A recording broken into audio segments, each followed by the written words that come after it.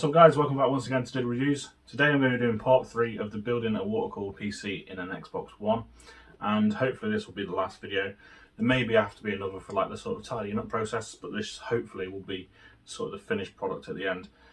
So I'm just going to talk about what I've done in the meantime that I'm not going to show on camera because I don't really see the point of it.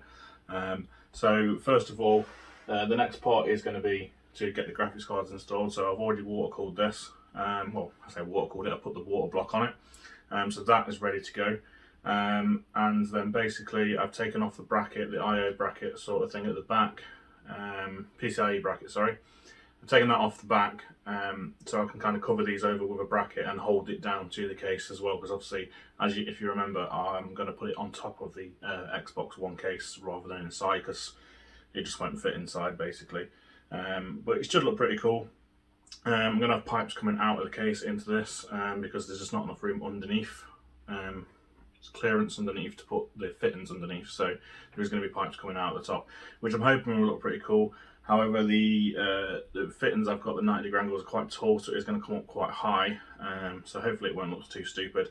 But you can be the judge of that. You can tell me what you think of it, or tell me what I should do differently once it's sorted, and then we'll go from there. Maybe I'll update it and change it around a little bit. So yeah, that's the first sort of thing I need to look at, is getting this attached. I have 3D printed a bracket to go over the back there, which should hold this basically down. So I've got that 3D bracket. However, this doesn't quite fit, so I need to redesign that. So that's what I'll be doing as part of this video. Redesign that, pop that on there. Then this will screw to the top of the Xbox. So this is going to screw to the top of the Xbox. I hope you can see it. Let me just rearrange it so you can sort of see what I'm doing. It's going to go there like that. Let's see the riser cable's coming out the side there, so it's literally going to connect there and go straight in there. Like I say, as you can see, the block's quite high, so the fittings coming out of that as well are going to maybe look a little bit silly. I'm not sure, coming straight from the CPU, but we'll see. We'll see what we can do with it. We'll see if we can make it actually look decent, or I may try and do something to see if I can get this sort of fittings to go inside rather than outside. Other than that, it's going to be stood off the top. Like I say, it may look a little bit daft, but we'll decide what we're doing with that when it comes to it. So that's that bit. Other things that I've done, as you can see, the side's open, so the PCIe riser card comes out the side here and plugs into there, so this graphics card sits on top. But as you can see, obviously, the radiator slightly sticks out the side, and you can see the cables, and the original bracket, the original sort of plate that went on the side won't fit back on because of, obviously, there's a bit sticking out the side, and it wasn't designed that way. So I had to design and 3D print my own sort of bracket. I had to do it in 2 pieces because my 3D printer's not big enough, and it actually came out really well. I'm quite impressed with myself, to be honest. I'll pop this in and show you. As you can see, obviously we need sticking in somehow. As you can see, I've made a little bracket with some venting in as well, so hopefully get some fresh air in there. And we've got a blank to blank off the ugly cables on the radiator, and it fits around the radiator there and looks normal really. So quite impressed with that, quite happy with how that came out. Yeah, it may need reprinting just to fit it together a bit better. I might print some little like sort of tabs on it so they actually fit into the holes that are already there for the original one. But I also cut out the little piece at the top as well for the PCIe riser to come out. So yeah, that's that. So today, the plan is going to be obviously fix that in, put the graphics card on top. I'm going to have to drill holes into the top to bring the cables through, and do that sort of thing. And obviously for the pipes and stuff as well, I'm going to have to drill holes. So I'll do that, get the graphics card on top, get the tubing runs done. Hopefully it won't look too bad. And then also I'm going to have to put the power button in as well, which I've bought. So I've got the power button here. As you can see, just a little tiny power button. So basically I'll drill a hole into the front of the Xbox and we'll pop that through and pop it in. It's also got an LED around it as well, so that'll look pretty cool. Obviously I wanted to use the Xbox sort of button, but it just won't work because the way it's done, it's some sort of proprietary connection, so I can't use it basically unless I was absolutely amazing with electrics, which I'm not. So yeah, we're going to get into it. We're going to do what we can, build bits together, drill some holes, things like that, and then we'll obviously put it all together, and hopefully it'll be a finished product and you'll see it at the end in all its glory. So stick with me guys, and I hope you enjoyed the video. Don't forget to subscribe, like and comment, and let's get into it.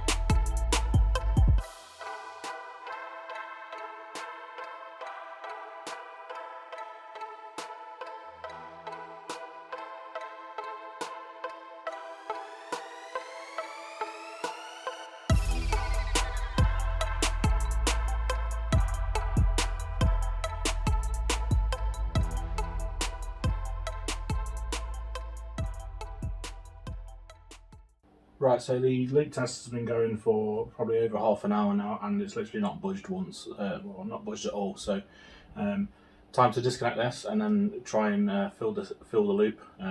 Might be a bit difficult, as obviously it's got no reservoir. So we're going to try and fill it from this port here on top of the graphics card. We've got a sort of three-way port here, so we're going to have to take this off and then fill it through this. Hopefully, you'll get enough liquid in there to make it function properly. But also with that, I can fill it, then cap it off and move it around to try and get the liquid to go where I need it to go. I've left the front sort of cover off so I can see the pump. So I'll be able to make sure there's liquid getting to the pump, and then we'll go from there. So let's get filling.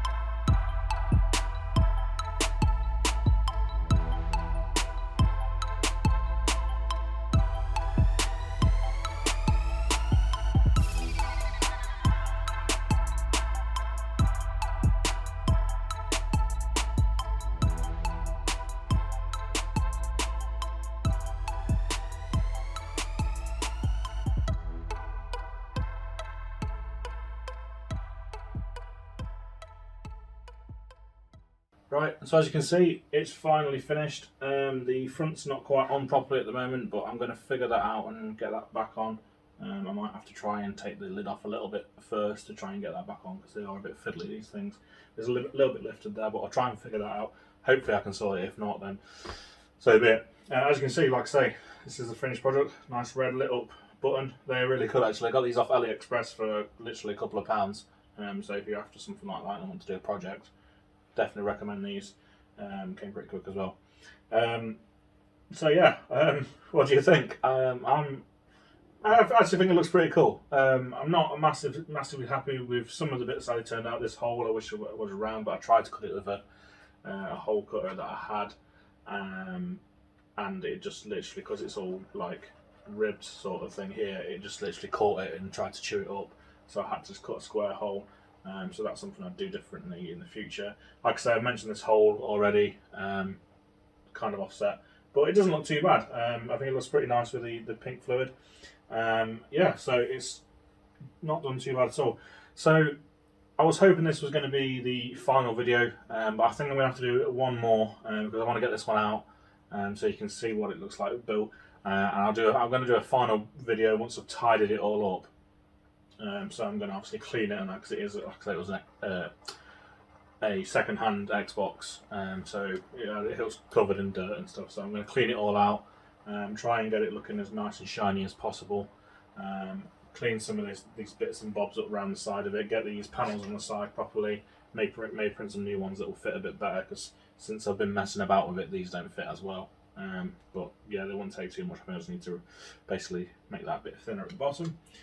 So yeah, I'm going to do some tidying up, and in the last video it's basically going to be probably a short 5-minute video, if that. Just doing this and then doing some testing. I'm going to test it at 4K because this is meant for my downstairs TV, which is 4K. It is a 1080 Ti, so you should be able to do it. It's not for competitive gamers, so I'm not going to be aiming for massive frame rates. But we should be able to get a decent game out of this, and also able to do sort of stuff like emulators and things like that. Now, I don't know if you can hear, the pump's really loud in this, so that's another reason I want to do another video. I think it's because there's quite a lot of air trapped in it. You might be able to see. I'll put some pictures up on the screen so you can see how much air is in this system, because it was absolute pain to fill, because it's not got a reservoir. I was constantly filling it, moving it about, opening it up, turning it on, trying to get some of the fluid circulating, and it's just an absolute nightmare. And like I say, I'll show you on the screen now. It's completely full of air bubbles, which is probably why the pump's running this loud. So before I run it too long and risk damaging the pump or whatever, I'm going to order an air filter for this, like an air release valve, to stick on this, and hopefully that will eventually, over time, will get rid of all the air out of it, because it quietens down every so often. It's when the bubbles aren't moving through the pump, and then obviously the bubbles move on, get to the pump again, and it gets loud again. But yeah, it's it looks alright actually. Yeah, like I say, I've got a few bits here and there to do. This little cover I'm going to pop on here, cover that off, makes it look a bit neater, makes it look a bit more like it belongs there. I might do a cover for this actually, so you can't see these cables. And then I might do other things with a 3D printer, but like I say, that's going to come in the next week or so. I just want to really get this video out and show you what I've done and how far I've actually progressed with it, and I'm actually quite happy with it. It's going to be a nice, cool little system. It's very unique. Obviously, the goal at the start of it was to get everything inside, but as you saw through the previous videos and from seeing the inside of it, it's just not possible. There's nowhere to put it unless you get like a low-profile graphics card, and maybe if you get a TFX power supply, you might have a bit more room in there. But it's just an SFX. So yeah, I would have liked that again. I would have liked to use the Xbox button to turn it on, but it's some sort of weird ribbon cables that I don't know how to alter to make it work. So yeah, that's it guys. I hope you enjoyed this. I hope you like how it looks so far. And like I say, in the next video we'll be sort of doing a wrap up, and I'll do some testing as well and see sort of what sort of gaming performance I get. Obviously it's only got a 10100 in there, but it has got a 1080 Ti, so if I'm going to 4K, it hopefully won't be too much of a problem. And we'll see how it goes. So like I say, I hope you enjoyed this. Hope you want to stick around if you want to see the next part of the video, and then don't forget to hit the subscribe button, hit the bell icon, and you'll be able to see when it goes live. Also, if you haven't seen already, look at the previous videos so you can see how I've progressed throughout this and how I've got to this point. And hopefully guys, I'll see you in the next video, and I've got some more good stuff coming, and thanks for watching. Cheers.